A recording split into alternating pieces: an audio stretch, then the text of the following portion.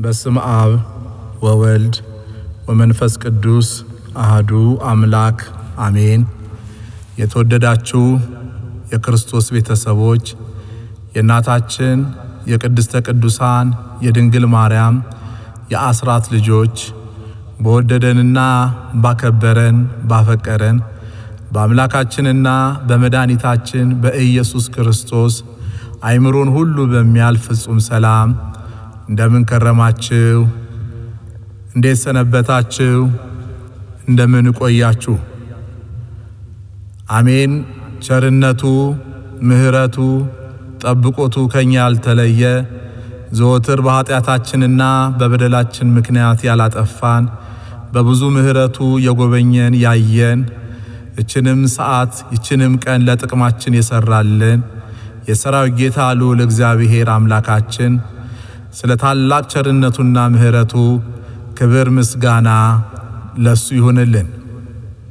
እንዲሁም እናትነትን ከድንግልና ድንግልናን ከእናትነት አስተባብራ የያዘች የሐዲስ ኪዳን ኪሩብ እመ አምላክ ወላዲተ ቃል ድንግል ማርያም ስሟ የተመሰገነ ይሁንልን። ቅዱሳን ጻድቃን ሰማዕታት መላእክት እንደየክብራቸው መጠን የተመሰገኑ ይሁንልን። እንኳን ለበዓለ ሆሳዕና በሰላም በጤና ሁላችንም አደረሰን አደረሳችሁ።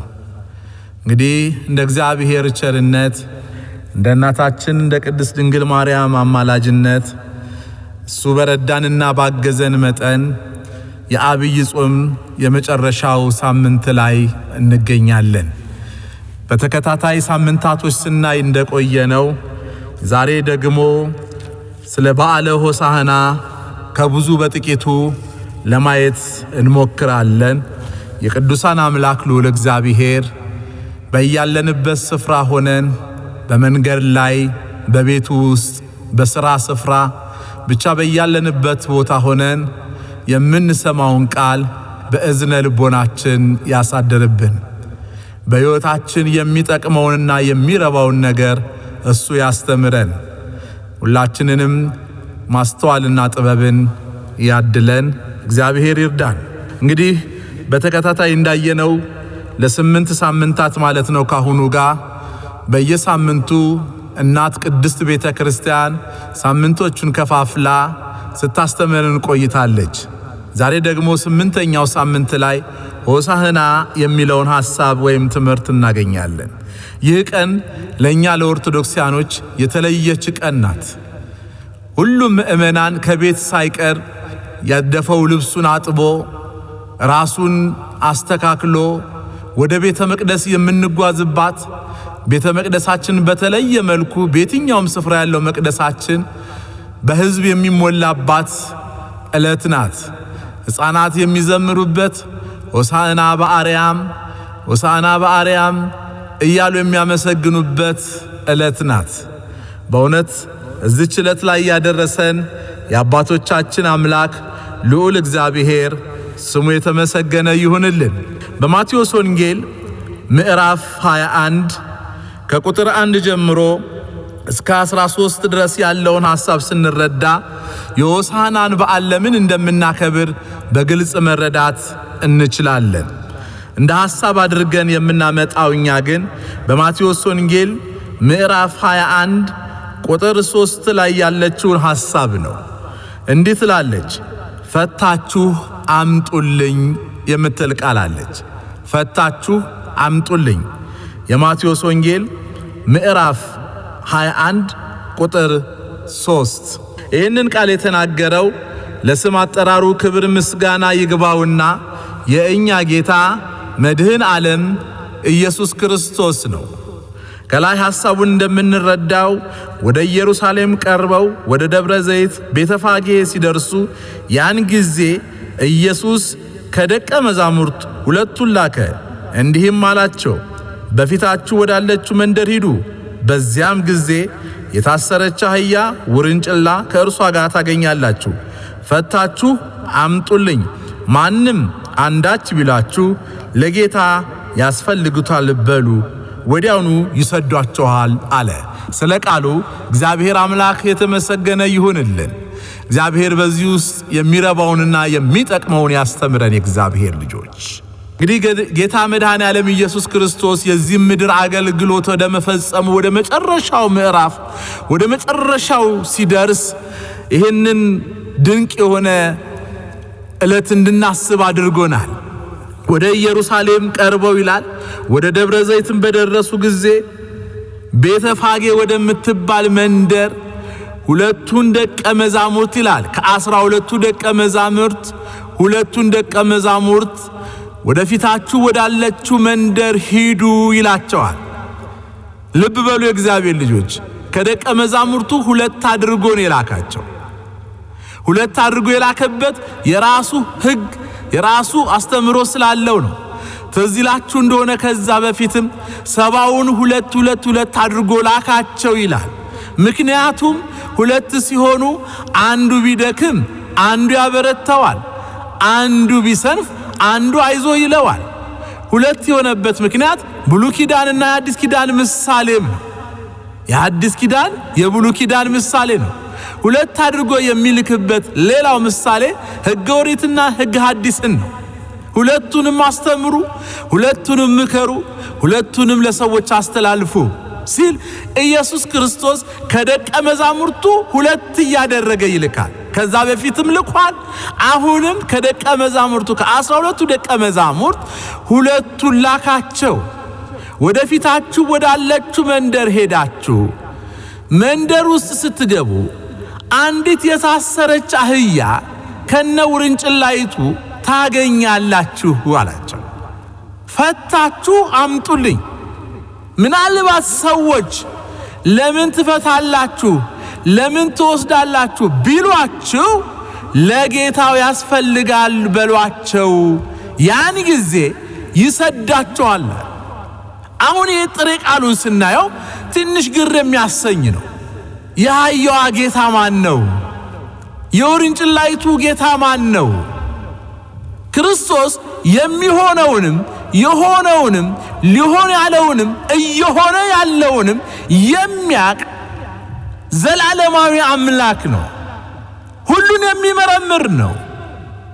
ሁሉን የሚገዛ ነው። ሁሉን የሚያስተዳድር ነው። ከኢየሱስ ክርስቶስ እይታ ውጪ ለሰከንድ ለማይክሮ ሰከንድ መሰወር አንችልም። ወደ ሰማይ ወጣ አንተ በዛለ፣ ወደ ጥልቅም ቤት አንተ በዛለ፣ እንደ ንስር ክንፍ ተሰጥቶኝ በግራና በቀኝ ብሄድ አንተ በዛለህ እንዳለው ቅዱስ ዳዊት እግዚአብሔር የሌለበት ስፍራ እግዚአብሔር የማያውቀው ምስጢር የለም። እግዚአብሔር ግድግዳ አይጋርደውም። እግዚአብሔር ጨለማ አይጋርደውም፣ አይከልለውም። እግዚአብሔር ሁሉ ያል ሁሉን ይመረምራል። እነዚህ ሁለት እናትና ልጅ አህያይቱና ውርንጭላይቱ ሰዎች ለገበያ ይዟቸው ወጥተው ከባለቤታቸው ላይ ጠፍተው ሰዎች አግኝተው ከአንድ ደጃፍ ላይ አስረው አስቀምጠዋል። ይሄን ያቃል ክርስቶስ። ክብር ምስጋና ለስሙ ይሁንልን። ሁሉን የሚያውቅ አምላክ፣ ሁሉን የሚመረምር ጌታ ስሙ የተመሰገነ ይሁን። የእግዚአብሔር ልጆች ያቃል ይሄንን። ስለዚህ ደቀ መዛሙርቱ ምን አላቸው? በፊታችሁ ወዳለችው መንደር ሂዱ፣ የታሰረች አህያ ከነውርንጭላይቱ ታገኛላችሁ፣ ፈታችሁ አምጡልኝ። ስትፈቱ ሰዎች የሚጠይቋችሁ ከሆነ ለጌታው ያስፈልጋል በሉ። እነዛ ያሰሩት ሰዎች የአህያዎቹ ባለቤት አይደሉም፣ የነሱ አይደሉም። ባለቤቱ ሲመጣ ይወስዳል ብለው ያሰሩት ነው። አሁን እውነተኛው ባለቤት ተገኘ፣ ፈጣሪዋ ተገኘ። አህያይቱ ያሳደጋት አይደለም፣ የቀለባት አይደለም፣ ከእናቷ ማህፀን የሰራት ከእናቷ ሆድ ውስጥ የሰራት አገኘ። ስለዚህ ነው ለጌታው ያስፈልጋል በሉ። ሄደው ሲፈቱ ቢጠይቋቸው ለጌታ ያስፈልጋል ቢሉ አሃ ባለቤቱ ተገኝታለች ማለት ነው ይላል። ለዚህ ነው ክርስቶስ ይሄንን ቢጠይቋችሁ እንዲመልሱ ያላቸው፣ እንዲነገሯቸው ያላቸው። ስለዚህ ወደ ፊት ለፊት ወደ ምትታየዋ መንደር ሄዱ ይላል። ሲሄዱ እንደተባለው አህያይቱና የአህያይቱ ውርንጭላ ታስረው በዛ ነበሩ አገኙ። ክርስቶስ እንዳዘዛቸው ፈተው አመጡለት ይላል። ሁለቱ ደቀ መዛሙርት ካህናት ናቸው። የመፍታትና የማሰር ስልጣን የተሰጣቸው፣ የታሰረውን ይፈታሉ፣ የተፈታውን ደግሞ ይገዝታሉ፣ ያስራሉ። ስልጣን አላችሁ ሲላቸው፣ በምድር ላይ ስልጣን ሰጥቻለሁ ሲላቸው ፈታችሁ አምጡልኝ። የካህናት ሥራ ሕዝቡን ከኃጢአት መፍታት ነው። እግዚአብሔር ደግሞ የተፈታውን ያጸድቃል። ክብር ምስጋና ለስሙ ይሁን። ስለዚህ ነው እኛ ካህናትን ስናገኝ ከአንገታችን ጎንበስ ብለን ከወገባችን ስብር ብለን ይፍቱኝ አባቴ የምንለው። ካህኑም ክርስቶስ በተሰቀለበት መስቀል እያሳለሙን የማይሰራ ኃጢአት እግዚአብሔር ይፍታ ይላሉ። ልፍታ አይሉም የሚሉት እግዚአብሔር ነው ይላሉ። ለእግዚአብሔር ስልጣን፣ ምክንያቱም ስልጣኑ ከኔ አይደለም እሱ ጋር ነው ያለው ይላሉ። እሱ ለነሱ ሰጠ፣ እነሱ በትህትና መልሰው ለሱ ሰጡት። እግዚአብሔር ይፍታ ነው የሚሉት እንጂ ማንም ፈትቻለሁ ብሎ የሚናገር ካህን የለም። ክርስቶስ ግን በምድር ላይ የመፍታትም የማሰርንም ስልጣን ለአባቶቻችን ለካህናት ሰጥቷቸዋል። ትዝ ይላችኋል በማቴዎስ ወንጌል ምዕራፍ 16 ላይ አንተ አለት ነህ፣ በአንተ አለትነት ክብር ቤተክርስቲያን መሰረታታለሁ፣ የሲኦል ደጆች አያጠፏትም፣ በምድር ያሰርከው በሰማይ ታሰረ ይሆናል፣ በምድር የፈታው በሰማይ ተፈታ ይሆናል ብሎ ለቅዱስ ጴጥሮስ ለሊቀ ካህናቱ ለካህኑ የካህናት ተወካይ ለሆነው ለታላቁ ደቀ መዝሙር ስልጣን ሰጡ። በእሱ አማካኝነት አባቶች ይህን ስልጣን ይዘው ይኖራሉ። ስለዚህ ፈታችሁ አምጡልኝ የምትለውን ሐሳብ ያሰመርኩባት ለዚህ ነው። የካህናቱ ኃላፊነት ሕዝቡን ከኃጢአት ማላቀቅ፣ በምን በመስበክ በማስተማር ንስሐ በማስገባት በተሰጣቸው ስልጣን የማይሰራ ኃጢአት እግዚአብሔር ይፍታህ ብለው የመፍታትን ስልጣን ኢየሱስ ክርስቶስ ሰጥቷቸዋል። እነዚህ አህያይቱና የአህያይቱ ውርንጭላ ምሳሌው የአዳምና የልጆቹ ናቸው። ልብ በል እግዚአብሔር አዳም ለ5500 ዘመን በከሲ ዲያብሎስ በሲኦል ታስሮ ነበረ፣ ታይዞ ነበረ። ስለዚህ ክርስቶስ በሰው ልጅ ላይ መክበር አልቻለም። ልብ በሉ እግዚአብሔር ልጆች፣ ክርስቶስ በሰው ልጅ ላይ እንዲከብር መፈታት አለበት። አዳምና ልጆቹ ከዲያብሎስ እስራት እግዚአብሔር ይፍታን። እግዚአብሔር ልጆች ከታሰርንበት፣ ከወደቅንበት፣ ከተጣልንበት ዲያብሎስ መቀለጃ ካደረገበት ከመጠጡ ሱስ፣ ከጫት ሱስ፣ ከሲጋራው ሱስ፣ ከዝሙቱ ሱስ፣ ከርኩሰቱ ሱስ እግዚአብሔር ያውጣን። የእግዚአብሔር ልጆች እግዚአብሔር ያውጣን። ምክንያቱም ትውልዱ ዛሬም በብዙ ነገር ተይዟል፣ በብዙ ነገር ተተብትቧል፣ ታስሯል። እግዚአብሔር ሕዝቡን ነፃ ያውጣ፣ ትውልዱን ነፃ ያውጣ። የአዳምና የልጁ ምሳሌ ነው አህያይቱና የአህያይቱ ውርንጭላ። ከኃጢአት ስንፈታ የእግዚአብሔር ማደሪያዎች እንሆናለን።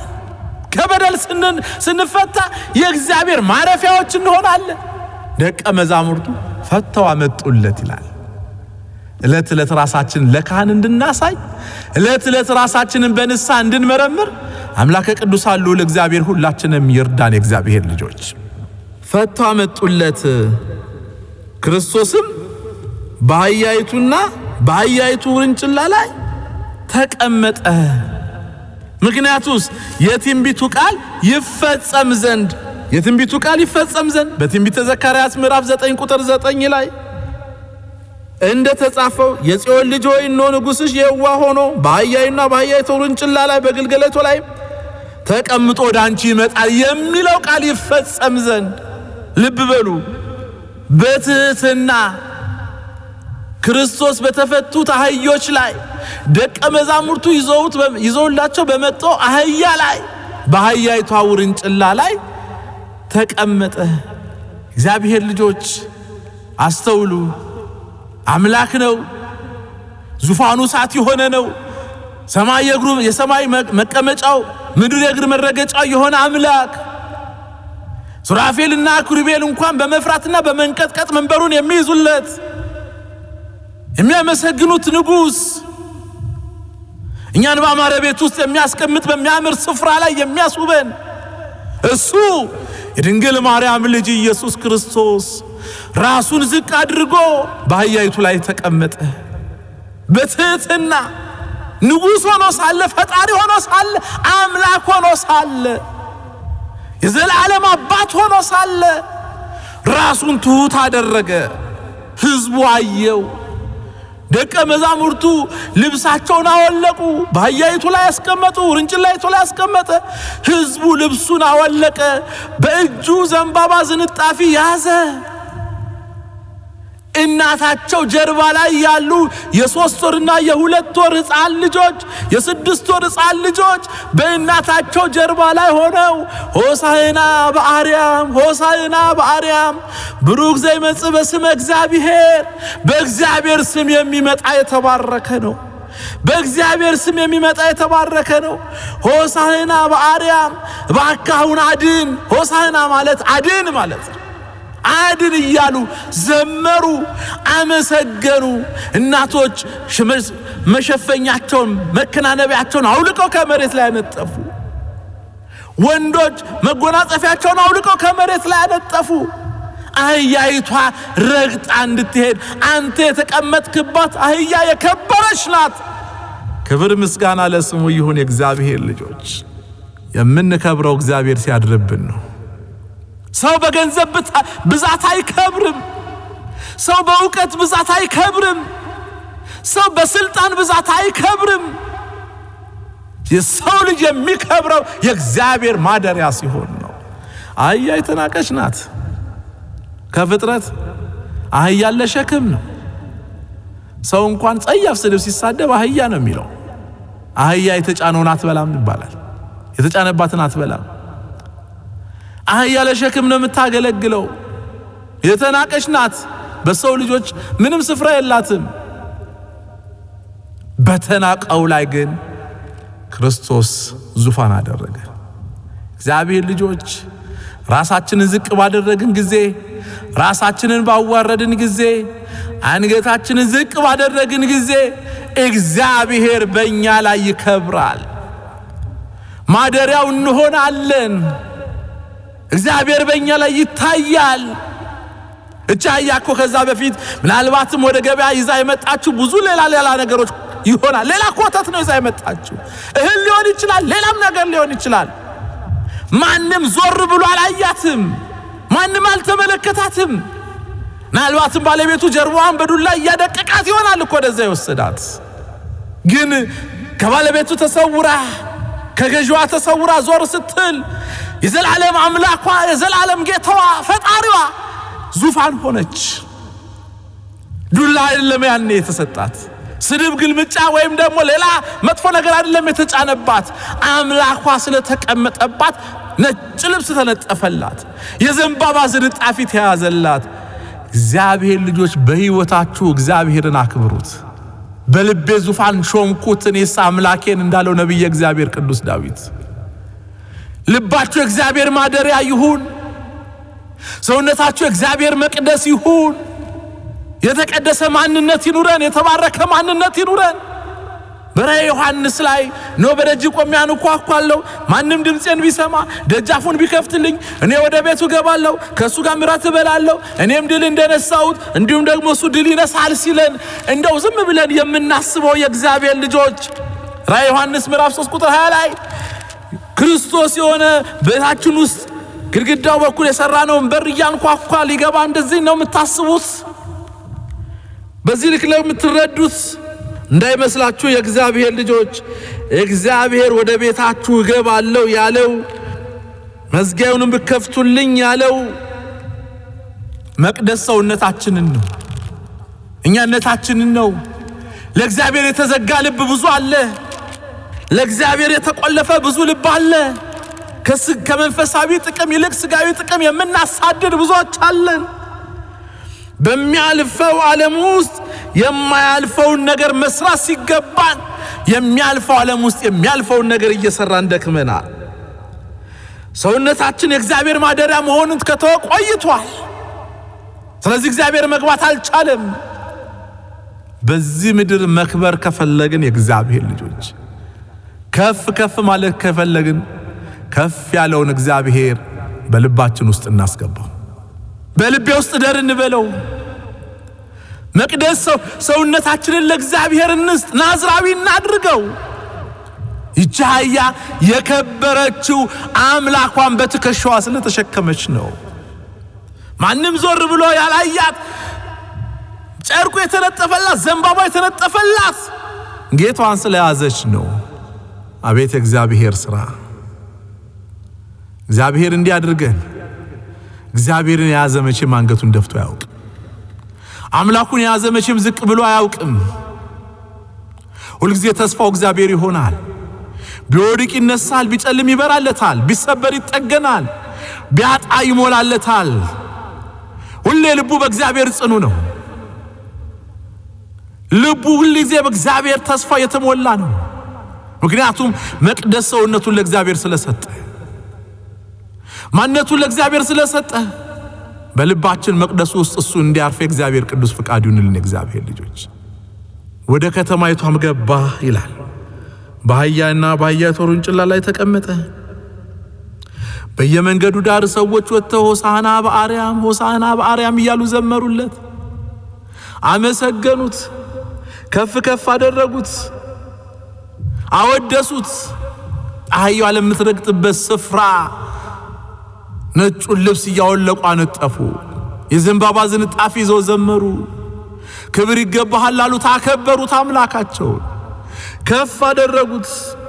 ከተማይቷ በጩኸት ናረች፣ በጩኸት በዝማሬ ተናወጠች።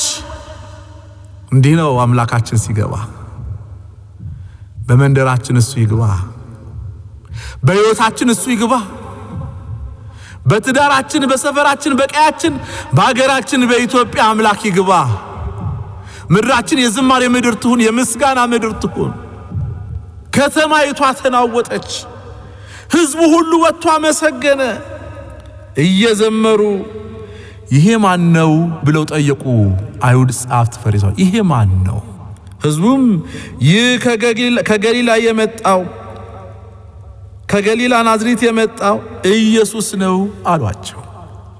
እየተደነቁ ሄዱ።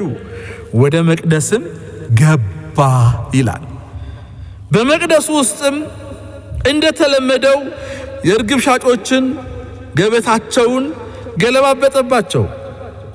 በሽተኞችም ድውዮችም ወደሱ መጡ፣ ፈወሳቸው ይላል። እግዚአብሔር ይፈውሰን፣ እግዚአብሔር ያድነን። ፈወሳቸው፣ አዳናቸው። ጸሐፍት ፈሪሳውያኖች መጡ ወደሱ ጋር እየተንቀጠቀጡ፣ ደም ስራቸው ተገታትሮ፣ ፊታቸው ቀልቶ፣ አይናቸውን አውረጥርጠው መጡ። ምንድነው ይሄ የምንሰማው? አይሰማም? ሕፃናቱ እየጮሁ ነው፣ እየዘመሩ ነው። ዝም አሰኛቸው። ምንድነው የሚደረገው? ቀኑ፣ ተበሳጩ። የበጎ ነገር ጠላት ስለነበሩ፣ የአምላክ ስም ሲጠራ ደስ ስለማይላቸው፣ ስሙ ከፍ ሲል ስለሚያኮርፉ፣ የነሱ ክብር የሚሸፈን ስለሚመስላቸው፣ የነሱ ክብር የሚጋረድ ስለሚመስላቸው፣ ጥቅማቸው የሚነካ ስለሚመስላቸው ይሄ ሁሉ ሕዝብ ለምን ዘመረልህ? ኧረ ገና ምድር ሁሉ ትዘምርለታለች። ገና ብዙ ድንጋዮች፣ የቢታንያ ድንጋዮች ያመሰግኑኛል አለ። ክብር ምስጋና ለእሱ ይሁን። ትውልድ ሁሉ ዝም ቢል፣ ፍጥረት ሁሉ አልዘምርም አናመሰግንም ቢል፣ እግዚአብሔር በባህሪው ምስጉን ነው። ስሙ የተመሰገነ ይሁን። ባህሪውን በባህሪው ይቀድሳል፣ ቅዱስ ነው። ሰው ሳይፈጠር እግዚአብሔር ይመሰገናል። ፍጥረት ሳይኖር እግዚአብሔር ባህሪውን በባህሪው እየቀደሰ ይኖራል። ቅዱስ ነው እሱ። ብናመሰግን ጥቅሙ ለኛ ነው፣ ለማንም አይደለም። ዝም አሰኛት። ምንድነው ሁሉ አይሰማህም አሉት። ክርስቶስም መለሰላቸው፣ አዎ ሰማለሁ። ከሕፃናትና ከሚጠቡ አፍ ምስጋናን አዘጋጀ የተባለውን ቃል በእውነት አላነበባችሁትም አላቸው። መዝሙር ምዕራፍ 8 ቁጥር 2 ይሄ ይፈጸም ዘንድ ግድ ነው። ከሕፃናትና ከሚጠቡ አፍ ምስጋናን አዘጋጀ ተብሎልኛል። ይሄ ይፈጸማል አላቸው። ክብር ምስጋና ለስሙ። አንዳንድ ጊዜ አላዋቂዎች፣ አንዳንድ ጊዜ ፊደል የቆጠርን የሚሉ፣ አንዳንድ ጊዜ ስልጣን ላይ ተቀመጡ፣ አንዳንድ ጊዜ ከፍ ያለ ወንበር ላይ ተቀመጡ የሚመስላቸው ሰዎች እንኳን ቢያምፁ እግዚአብሔር ከትውልዱ መካከል ታናናሾቹን ያስነሳል። ስሙ የተመሰገነ ይሁን። ቤተክርስቲያን ላይ ቢያምፁ እግዚአብሔር ለቤተክርስቲያን ልጆች ያስነሳል። ከትውልዱ መካከል፣ ከተናቁት መካከል፣ ከተዋረዱት መካከል፣ አይጠቅምም ከተባሉት መካከል እግዚአብሔር ያስነሳል። እግዚአብሔር እነ ኤልያብ እያሉ እነ ሳማ እያሉ እነ አሚናዳብ እያሉ እግዚአብሔር ዳዊትን ያስነሳል። በዚህ ዘመን እረኛውን ያስነሳል። እግዚአብሔር ልጆች እመኑ። ያኔ ለነሱ ነው ማልቀስ። ዛሬ ገንዘብ የጋረዳችሁ፣ ዛሬ ስልጣን የጋረዳችሁ፣ ዛሬ ክብር የጋረዳችሁ፣ ዛሬ ሹመት የጋረዳችሁ፣ እግዚአብሔር ስም ሲጠራ ምታኮርፉ፣ እግዚአብሔር ስም ሲጠራ ደስ የማይላችሁ፣ ስለ መቅደሱ ስናወራ ምታኮርፉ፣ ምታጉረመርሙ፣ አልፎም በመቅደሱ ላይ ሌላ ነገር ማድረግ ምታሴሩ፣ እግዚአብሔር በዘመን ውስጥ ብዙ ዳዊቶች አሉት የእግዚአብሔር ልጆች። እግዚአብሔር በዘመን ውስጥ ብዙ ነህምያዎች አሉት። ለመቅደሱ የሚቆመው ዝም አሰኝ እየጮሁ ነው። አይ ከሕፃናትና ከሚጠቡ አፍ ምስጋናን አዘጋጀ የሚለው ቃል ይፈጸም ዘንድ ነው። ይሄ ይሆን ዘንድ ግድ ነው አላቸው። እየተበሳጩ ተወጡ። እሱም መቅደሱን አጸዳ ይላል። ዛሬ ለክርስቶስ በአደባባይ ሕፃናት ያመሰገኑበት፣ ያወደሱበት፣ እልል ያሉበት ቀን፣ ሆሳዕና ሆሳዕና ሆሳዕና ብለው ያመሰገኑበት ቀን ነው።